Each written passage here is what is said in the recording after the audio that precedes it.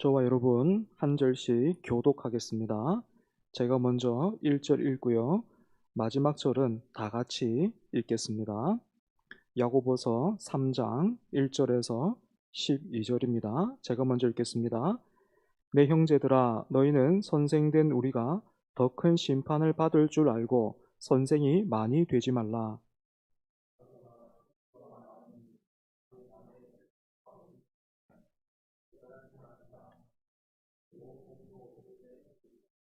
우리가 말들의 입에 재갈 물리는 것은 우리에게 순종하게 하려고 그 온 몸을 제어하는 것이라.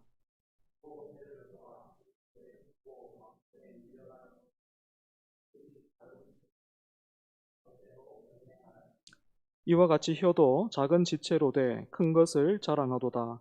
보라, 얼마나 작은 불이 얼마나 많은 나무를 태우는가.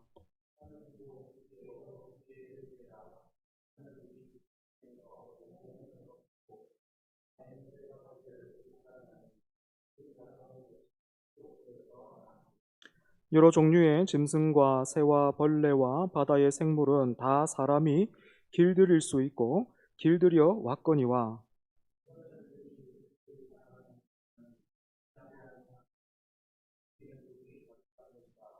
이것으로 우리가 주 아버지를 찬송하고 또 이것으로 하나님의 형상대로 지음을 받은 사람을 저주하나니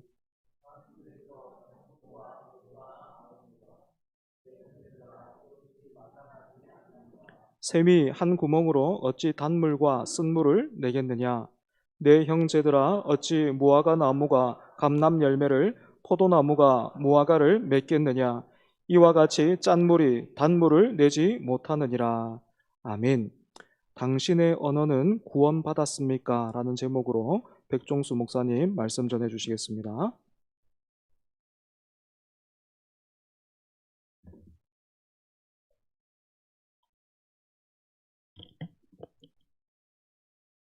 저는 어릴 적에 욕을 참 잘하는 아이였습니다. 생긴 것과는 다르게요. 그렇게 생겼습니까? 예, 저는 어릴 적에 욕을 참 잘하는 아이였습니다. 물론 유튜브로 제 설교 영상을 보실 저희 어머니는 이 사실을 모릅니다. 왜냐하면 집에선 제가 욕을 쓰는 경우가 없었기 때문에 그렇습니다. 그러나 저는 초등학교 때부터 입에 험한 욕을 달고 살았던 사람입니다. 심지어는 남자 친구들끼리 모인 자리에서 누가 더 심한 욕을 하나 이렇게 욕 배틀도 했던 기억이 있습니다. 지금 생각해 보면 정말로 입에 담지 못할 이 각종 욕들을 쏟아냈던 것 같습니다. 간혹 다른 친구들은 사용하지 않는 신종 욕을 만들어내기라도 한다면 굉장히 뿌듯했던 기억도 있습니다. 자, 그런데 어느 순간 제 입에서 욕이 사라진 적이 있는데요. 제가 중학교 3학년 때입니다. 친구 따라서 옮긴 교회에서 그 교회 곧잘 적응도 했고요. 나름 신앙생활도 열심히 하다 보니까 제가 은혜를 받았던 모양입니다. 그래서 이제부터 내가 욕 다시는 안 하겠다. 앞으로 내가 욕을 하면 한 대씩 쳐라 하면서 친구들에게 선포를 했습니다. 그렇게 쌍스러운 욕을 쓰던 제가 거짓말처럼 욕을 끊게 되는 일이 일어난 것이죠. 욕을 안 하는 것뿐만 아니라 그때 한창 열심히 들었던 대중가요도 내가 이제부터 듣지 않겠다. 나는 찬양만 듣겠다 하면서 집에 있던 그 대중가요 카세트 테이프를 다 갖다 버린 적이 있습니다. 아마도 누군가 저에게 당신은 언제 예수님을 인격적으로 만났습니까? 라고 물어본다면 저는요, 저의 언어가 바뀌었던 바로 그 중학교 3학년 때입니다. 그렇게 대답을 할 것 같습니다. 사랑 여러분, 예수님을 만나면요, 우리의 삶은요, 거짓말처럼 바뀌게 됩니다. 우리의 언어가 바뀌고요, 우리의 표정이 바뀌고, 우리의 손과 발이 하는 내용이 바뀌게 되는 것이죠. 생각하는 가치관들이 바뀝니다. 왜 그렇습니까? 우리가 바라보는 대상이 달라졌기 때문에 그렇습니다. 이렇듯 우리가 예수님을 인격적으로 만나게 되면요, 우리의 삶의 내용은요, 반드시 변하게 됩니다. 이 세상을 닮았던 우리가 이제는 예수 그리스도를 닮아가게 되는 것이죠. 우리가 살펴보고 있는 야고보서가 바로 예수님을 만나면 이렇게 변화됩니다 하는 그 내용들을 구체적으로 담아내고 있습니다. 야고보서를 읽어보시면 아시겠지만 야고보 사도의 관심은요, 참된 믿음은 무엇이고 또 참된 경건은 무엇인가 하는 것인데요. 이 서신은 참된 믿음과 참된 경건에 대한 사도의 처절한 고민과 성찰을 통해서 얻어진 결과물이라고 말할 수 있습니다. 그 구체적인 내용이 바로 이 서신에 담겨져 있는 것이기 때문에 우리는 두루뭉술하게만 알고 있었던 우리의 믿음과 신앙의 내용을 이 야고보 서신을 통해서 구체적으로 배우고 또 그 권면들을 실제 우리의 삶 속에서 살아내야 되는 것입니다. 그래야 우리는 참된 믿음의 사람이요 또 참된 경건의 사람으로 거듭날 수가 있는 것입니다. 자, 오늘 본문은요, 제목에서 알 수 있듯이 말에 대한, 즉 언어에 대한 이야기입니다. 이미 저자는요 1장 26절에서 누구든지 스스로 경건하다 생각하며 자기 혀를 제갈 물리지 아니하고 자기 마음을 속이면 이 사람의 경건은 헛것이라 라고 이미 말한 적이 있습니다. 경건한 사람이라고 말하면서 자기의 언어를 통제하지 않는 사람의 경건은 헛된 것이다 라고 그렇게 말한 것인데요. 오늘 다시 한번 저자는요 사람이 사용하는 언어에 대해서 구체적으로 권면을 하고 있습니다. 2절을 보시면 아시겠지만 자신의 말을 잘 통제해서 실수가 없어야 하고 그렇게 한다면 그 사람이 바로 온전한 사람이다 그렇게 말을 하고 있지요. 사랑하는 여러분, 사람은요 한평생 말을 하면서 살아갑니다. 그런데 이 말 한마디 때문에 얼마나 곤란을 겪을 때가 많은지 모릅니다. 물론 말 한마디 잘해서 천냥빚도 갚고요. 또 한 사람을 살릴 수도 있지만 또 이 말 한마디 때문에 한 고귀한 인생을 여지없이 무너뜨릴 수도 있는 것입니다. 중요한 것은 이 말이 내 맘대로 잘 되지 않는 데 있습니다. 우리가 원하는 대로 또 우리가 생각하는 대로 이 말이 컨트롤되지 않는다는 말이죠. 태초에 하나님이 아담을 창조하셨을 때 이 사람이 혼자 있는 것이 좋지 못해서 잠들게 하시고 그의 갈빗대를 취해서 돕는 배필 여자를 만들어 주셨습니다. 그리고 아담은요 자신의 몸으로부터 비롯된 아름다운 아내를 처음으로 대면하면서 이렇게 고백합니다. 다들 아시죠? 무엇입니까? 이는 내 뼈 중에 뼈요 살 중에 살이라. 주옥 같은 고백입니다. 뭐 요즘 청년들이 이런 말 쓰겠냐마는 제가 청년 때만 하더라도 교회 다니는 형제들이 자매한테 프로포즈할 때 당신은 내 뼈 중에 뼈요 살 중에 살입니다 하면서 이 말을 갖다 썼습니다. 얼마나 닭살이 돋습니까? 얼마나 오글거리는지 모릅니다.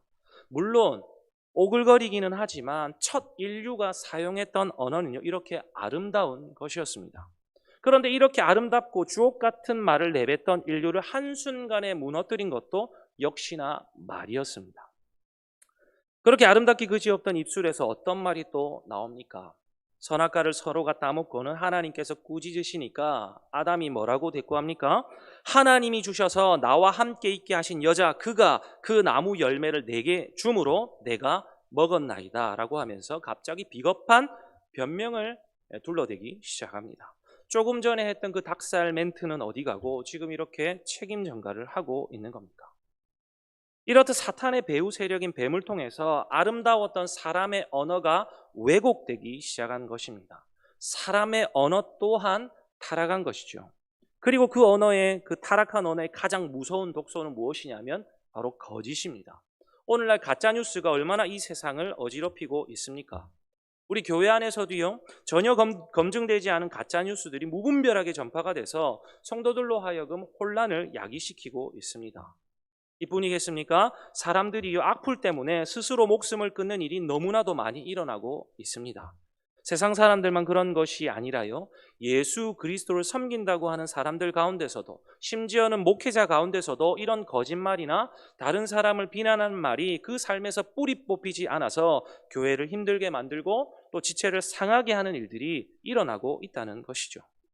사랑하는 여러분, 예수님을 잘 믿으면요 그래서 내 안에 믿음이라고 하는 것이 생기면 반드시 그 믿음에 합당한 내용이 생기기 마련인데 저와 여러분의 언어가 구원받게 됩니다. 저와 여러분의 입이 구원받게 되어서 저와 여러분의 입술을 통해서 사람을 살리고 소망을 갖게 하는 말들이 이웃 가운데 또 세상 가운데 흘러가게 되는 것이죠. 그렇게 저와 여러분이 이 세상 가운데서 이 공동체 안에서 축복의 통로로 사용되는 것입니다. 그렇게 우리는 참된 믿음의 사람으로 살게 되는 것인데요. 바라기는 오늘 말씀을 통해서 나의 언어 생활은 참된 믿음 참된 경건에 어울리는 것인가, 그것을 오늘 말씀 앞에서 점검하고 우리의 언어를 통해서 몸된 교회를 아름답게 잘 세워갈 수 있기를 간절히 바랍니다. 자, 오늘 본문 1절을 보면요, 사도가 이렇게 먼저 권면을 하고 있습니다. 선생이 많이 되지 말아라. 자, 이 말은요, 지금 선생들의 숫자가 너무 많으니까 그 숫자 좀 줄이자, 그것을 말하는 것이 아닙니다. 당시에는 교회를 순회하면서 하나님의 말씀을 가르쳤던 이 선생들이 있었는데요. 이 교사들의 가르침이 교회 공동체를 무너뜨릴 수도 있고 반대로 건강하게 세울 수도 있었습니다. 예, 우리 목사님 기도하셨는데 지난주에 갈라디아서 특강 이 반을 개강을 했는데요. 믿음 좋았던 갈라디아 교회를 흔들어 놓았던 장본인들도 사실은 거짓 선생들이었습니다. 바울이 믿음으로만 구원받는다라고 잘 가르쳐 놓았는데, 아니야, 믿음에 율법과 할례를 더해야 돼라고 주장하는 이 거짓 선생들 때문에 교회가 쑥대밭이 됐습니다. 때문에 사도가 보기에 선생이 많이 된다는 것은 그리 좋은 일만은 아니었던 것이죠. 지금 사도가 말하는 것은요, 선생 수가 많으니까 줄여라 하는 숫자적인 개념이 아니라 앞에서 너무 많이 가르치지 말아라 하는 뜻입니다. 사도가요, 서신을 쓸 당시만 하더라도 문맹률이 굉장히 높았는데, 당시에는요, 수사학이라고 하는 학문이 유행을 했습니다. 이 수사학이 무엇이냐면 다른 사람을 설득하고 그 사람에게 영향을 끼치기 위한 언어 기법을 연구하는 학문이 바로 수사학입니다. 쉽게 말해서 우리가 사용하는 말을 장식하는 수단이라고 생각하시면 되겠습니다. 사람들이 이 수사학을 통해서 웅변, 연설, 논리, 이 말하는 법을 배우고 나면 광장에 나가서, 사람들이 모여 있는 그 광장에 나가서 이 청중들에게 이야기도 하고 자신의 논리를 가르치곤 했습니다. 그런데 흥미로운 것은 무엇이냐면, 이렇게 청중이 모이기 시작하면 모여든 그 사람 숫자에 따라서 강연하는 사람의 수입이 보장이 되는 것입니다. 당시 대부분의 사람들이 글자도 모르고 가난했던 것을 고려해 본다면 이 수사학이라는 것은요, 당시에는 굉장히 매력적인 것이었습니다. 사람에게 주목도 받고요, 또 수입까지 생기니까 금상첨화입니다.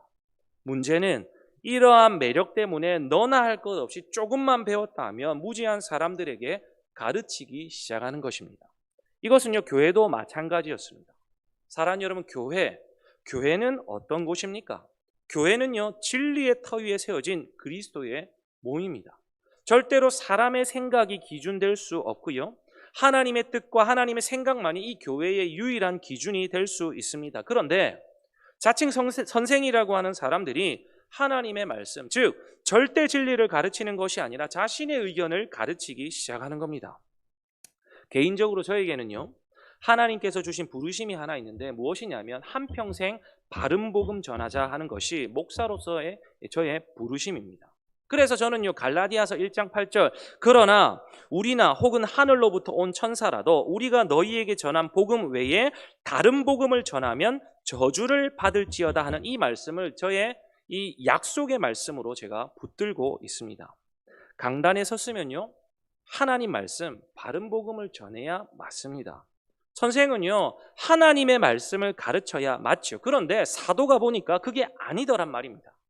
하나님의 말씀만 전하려고 노력해도 사람이 실수를 하게 되는데, 자기 말을 하다 보면 얼마나 많은 오류와 실수를 범하게 되겠습니까? 야고보 자신도 선생이 되고 보니 얼마나 많은 실수가 있는지 2절을 한번 보십시오. 말에 실수가 없으면 온전한 사람이라 그렇게 말합니다. 선생은요, 말에 대한 책임이 있습니다. 이들에게는 더 큰 심판이 있습니다. 많이 맡은 자에게 많이 요구하는 것이 예수님의 원리인 것이죠. 1638년에 이 스코틀랜드의 에딘버러에서 소위 언약파라고 불리는 120명의 목사님들이 교수형에 처해졌습니다.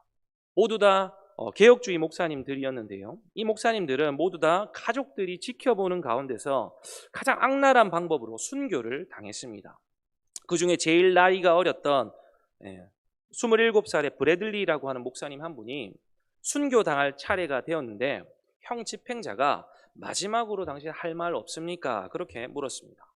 그러자 그분이 이렇게 대답을 했다고 합니다. 나는 지금 여기 서 있는 것이 우리 교회 설교 단상에 있는 것보다 덜 무섭다. 그렇게 말했습니다. 무슨 의미인지 아시겠습니까? 이 목사님이 교회에서 성도들 앞에서 설교하실 때 그 단상에서 혹시나 내가 말에 실수하지 않을까? 성경과 다른 것을 전하지 않을까? 늘 노심초사 두렵기만 했는데 오히려 지금 처형대 위에 있는 게 그때보다 덜 무섭다라는 이 말은요, 저 같은 목회자에게 큰 도전이 아닐 수 없습니다. 저뿐 아니라 그리스도를 주인 삼은 성도된 저와 여러분 모두는요, 우리가 하는 이 말에 늘 책임감을 가지고 살아야 하는 것입니다. 왜냐하면 그 언어가 가진 힘이 너무 크고 영향력이 있기 때문인데요.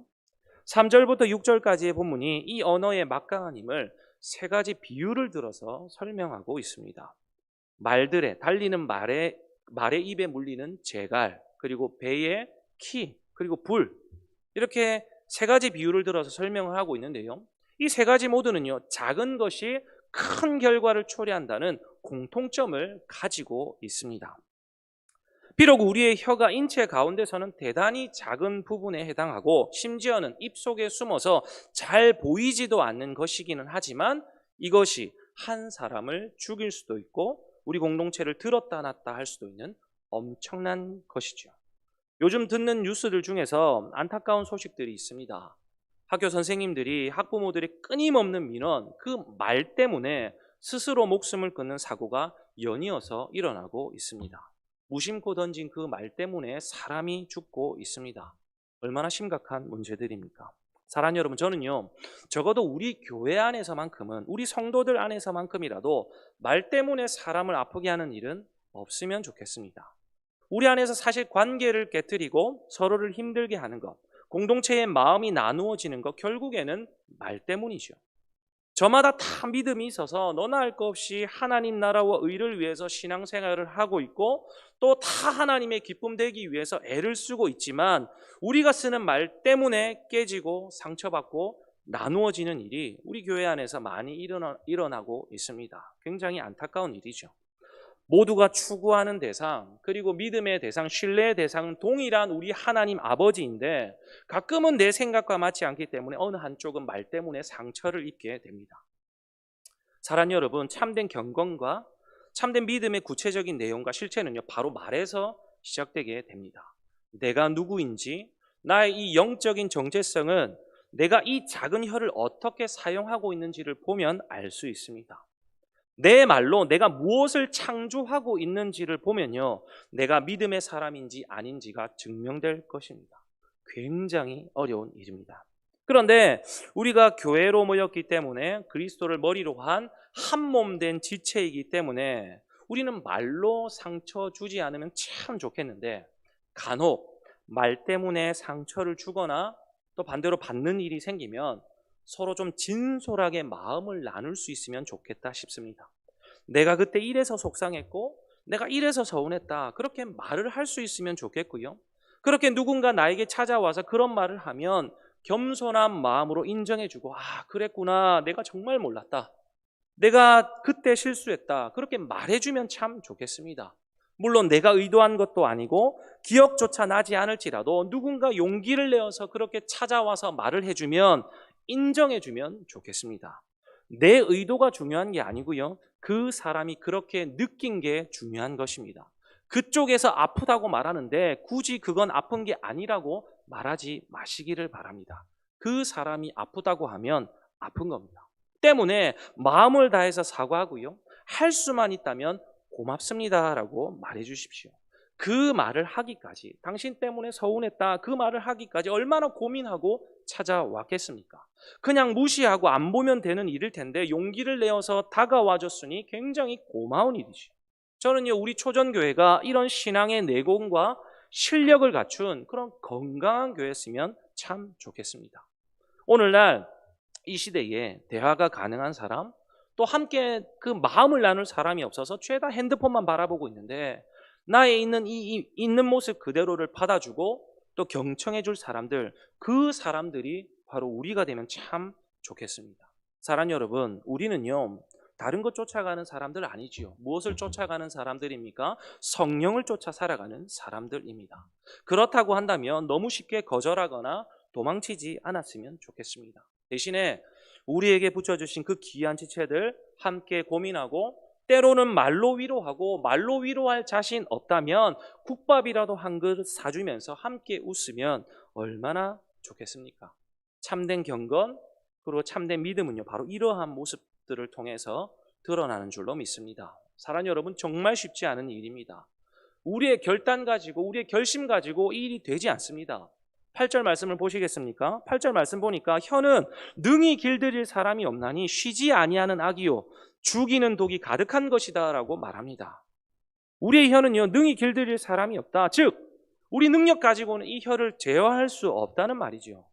죄는요, 본성에 따라 내버려 두면 혀는 끊임없이 악을 쏟아내고 끊임없이 사람을 죽입니다. 우리 지혜로 노력으로 어떻게 할 수 없는 것입니다. 때문에 말들의 입에 재갈을 물려서 그 말을 사람에게 복종시키는 것처럼 저와 여러분의 입에 성령의 재갈을 물려야 됩니다. 어떻게 되겠습니까? 끊임없이 기도해야 되는 것이죠. 하나님, 내 힘으로는 내 이 고장난 혀를 바르게 사용할 수 없사오니 주님께서 붙들어 주셔서 내 입술에서 주님 닮은 거룩하고 아름다운 말들만 쏟아지게 해주십시오. 위로하고 용서하고 사람 살리는 말이 내 입을 통해서 몸된 지체들에게 흘러가게 해주십시오.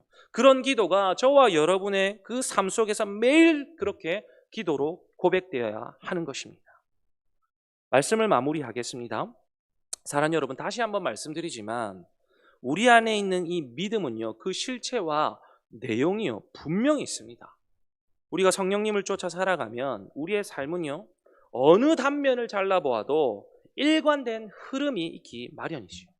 9절부터 12절까지를 보면요, 전혀 일관되지 않은 모습들을 이 사도가 이야기를 하고 있는데 9절과 10절을 보니까 한 입으로 아버지를 찬송하기도 하고 한 입으로는 하나님의 형상대로 지음받은 사람을 저주한다고 합니다.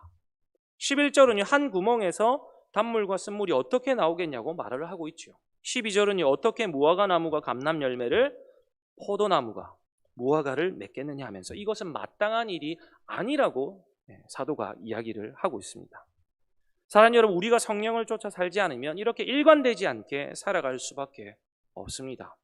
우리가 주님을 깊이 만나지 못하고 날마다 기도하며 우리의 이 못난 자아를 성령께 재갈 물리지 않으면 열심히 기도하고 또 열심히 찬양하고 예배 드린 다음에 오늘 이 예배 드리고 집에 가서 말로 배우자를 또 자녀를 아프게 할 수 있습니다. 오늘 집에 가셔서 조심하시길 바랍니다. 방심하는 그 순간에 사탄이 공격할 것입니다. 사랑하는 여러분, 하나님이 저와 여러분의 심령 가운데 믿음의 씨앗을 심겨 주셨습니다. 이 씨앗은요, 반드시 성령을 통해 내 이웃과 몸된 지체들과의 관계를 통해서 역사합니다. 왜 우리 하나님이 저와 여러분 처음 예수 믿었을 때 그 가장 신앙이 따끈따끈할 때 천국 데려가시지 않고 여기 그냥 이대로 내버려 두셔서 사람 때문에, 관계 때문에, 때로는 말 때문에 힘들게 하시는 겁니까? 우리 하나님은요, 저와 여러분을 단순히 천국 데려가시는 것에만 관심이 있는 게 아닙니다. 하나님으로부터 받은 그 풍성한 은혜와 사랑, 내 이웃과 지체들과 함께 나누면서 비록 모자라고 불완전하기는 하지만 그 가운데서도 성령을 의지하여서 깎이고 또 깎여서 온전한 그리스도의 몸으로 거듭나게 하기 위한 분명한 목적을 갖고 계신 것이죠. 저와 여러분이 행하고 사용하는 언어를 통해서 과연 하나님 나라의 모습이 무엇인지를 이 세상 가운데 드러내고자 하는 그 분명한 목적과 의도가 있으시기 때문에 오늘 여기에 저와 여러분 남겨놓으신 줄로 믿습니다. 바라기는 저와 여러분의 일상의 언어가 다시 한번 구원받아서 우리 교회와 이 병든 세상을 위로하는 위로의 그릇으로, 그리고 축복의 통로로 저와 여러분이 사용될 수 있기를 주님의 이름으로 축복합니다. 기도하겠습니다. 하나님 아버지, 우리가 예수님을 믿는데 하나님께 예배하는 예배자인데 한 입으로는 주님 찬송하다가도 한 입으로는 주저없이 지체를 비난하고 정죄했습니다. 성령을 쫓아 살아가는 인생이라고 말하지만 우리 안에 전혀 일관된 모습이 없었음을 회개합니다. 주님, 연약한 저희들을 용서하여 주시고 우리 안에 참된 믿음이 있고 참된 경건이 있다면 이제부터 우리의 언어가 변하게 해 주시옵소서. 사탄이 끊임없이 속이고 비난하고 정죄하라고 부추겨도 절대로 꺾이지 아니하고 사람 살리는 말, 위로하는 말, 격려하는 말, 칭찬하는 말들을 통해서 우리 지체들을, 우리 공동체를 잘 세워가는 우리 모두가 될 수 있도록 축복하여 주시옵소서. 하나님, 내 힘으로는 감당이 안 됩니다.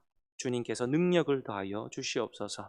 성령께 사로잡힌 인생 되게 하여 주시옵소서. 감사드리고 예수님의 이름으로 기도드립니다. 아멘.